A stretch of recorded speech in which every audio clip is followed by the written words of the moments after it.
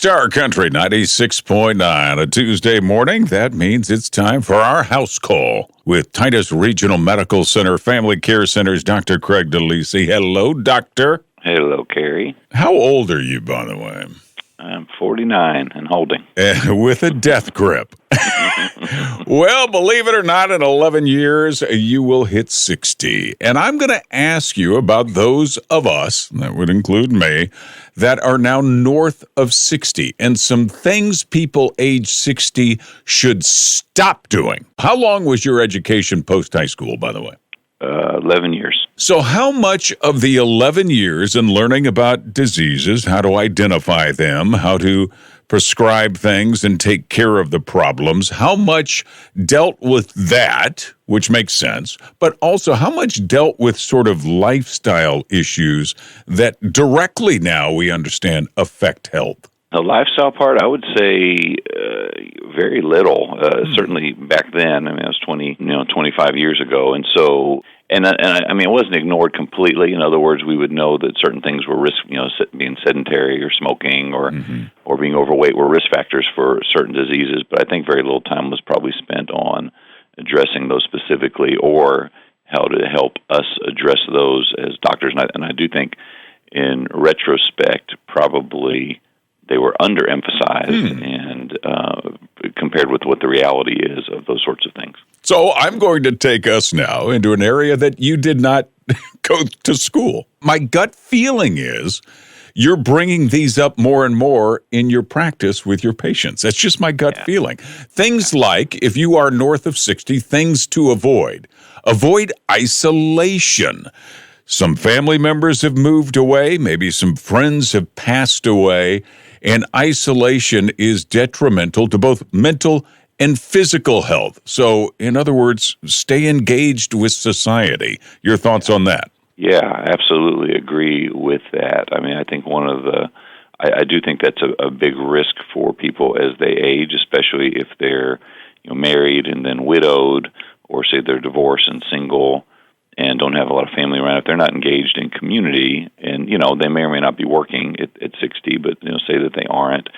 I think when people are alone to themselves, they tend to be less physically active and also less mentally engaged, and also not just engaging in emotional human interactions very often. And I absolutely agree that's detrimental.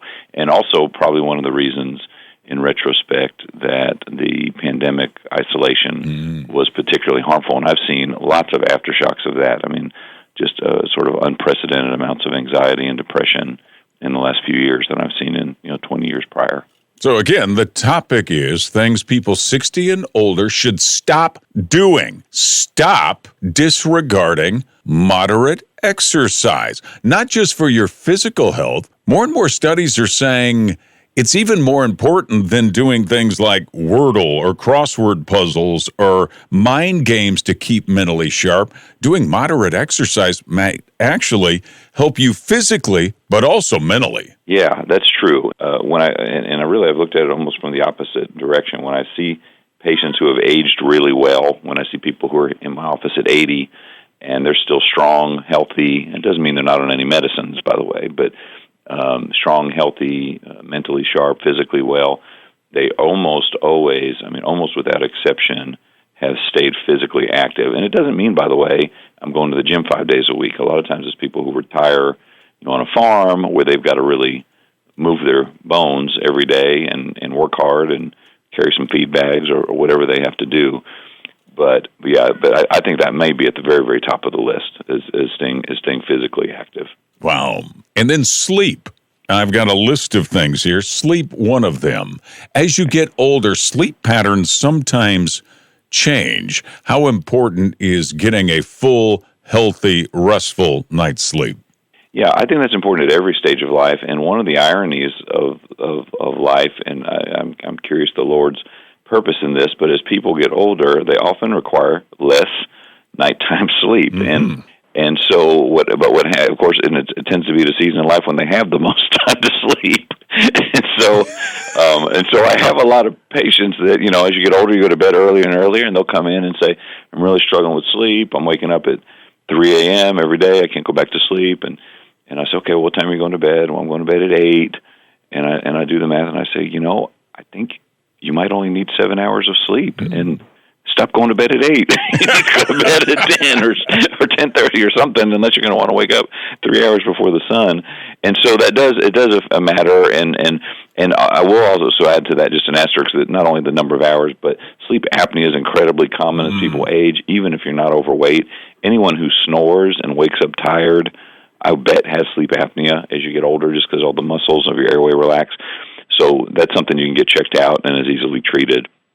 But yeah, quality sleep is important. Just for God, designed our bodies that it needs to be restored every night, and our minds as well, but with good restful sleep. So, for those 60 and older, it's hard to teach us old dogs new tricks, but maybe some new tricks are good. Sticking to old routines, maybe for those north of 60, shouldn't stay so religiously tied to old routines. Maybe experience something new. Have you ever had a patient that all of a sudden came in and they were just glowing because maybe they are starting a new hobby or something different in their life? Maybe new is good the older we get.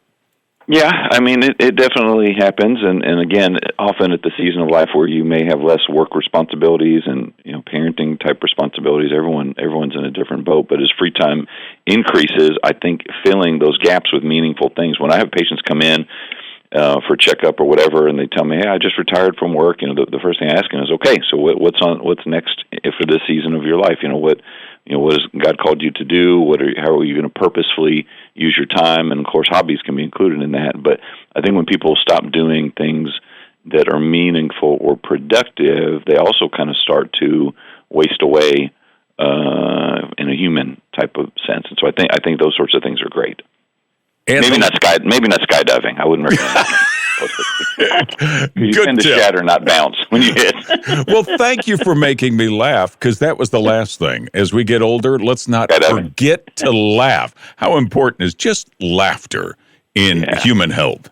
Yeah, it's a good thing. I mean, I'm sure there are studies on things like laughter and hugs and human touch and just the physiologic effects on the body. And I don't have any of those in my back pocket, but yeah, I think without a doubt, having joy and that being expressed in physical manifestations is just good for the soul, good for our psyche and our mood and all those things. Well, I'm giving you a hug through the radio right now.